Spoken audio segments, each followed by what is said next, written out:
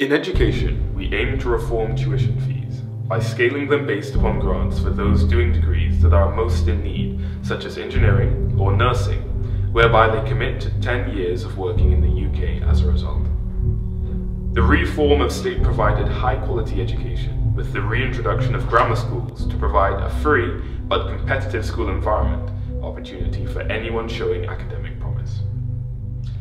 In foreign policy, we aim to reform the size and use of our armed forces through an increase in military spending to 2.2% of GDP, and honouring commitments by sending troops to Ukraine and the Mediterranean to address the most volatile situation in Europe since the fall of the Berlin Wall.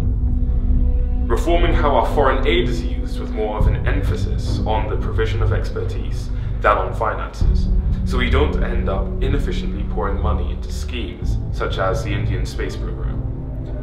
Reforming our position in Europe in order to limit the flow of mass immigration of 300,000 people a year, which is crippling our national services, or leaving if this does not work, and instead setting up potentially more lucrative trade agreements with Commonwealth countries.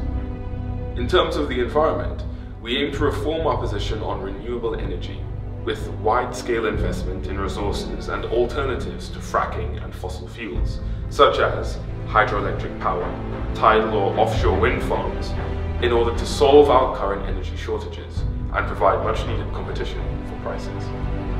To reform infrastructure with increased funding for local and national public transport, including the scrapping of HS2 and the introduction of high-speed rail links going east to west in the north of the country.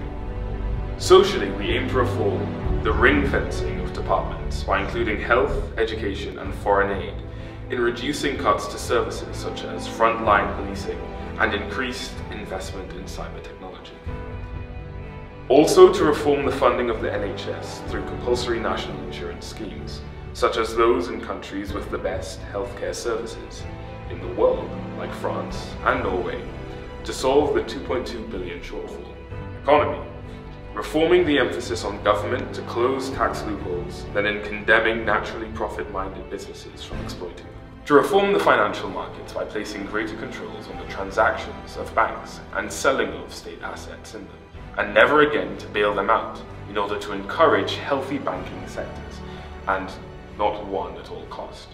Politically speaking, we aim to introduce major reform to electoral boundaries by an independent commission that means that the SNP, with only 2% of the national vote, will end up with 30 seats, for example. The reform of centralized political power to decentralize to local governments so that they can work in the interests of the specific needs of that area, creating a more efficient and effective system. On April the 30th, we as a school have an opportunity to either take the path well travelled, the path of irresponsible government striving relentlessly towards economic growth, or we can seize our opportunity, go down the path less travelled, the path of a more prosperous future for you and for Britain. A vote for reform is a vote for Ed Hutton.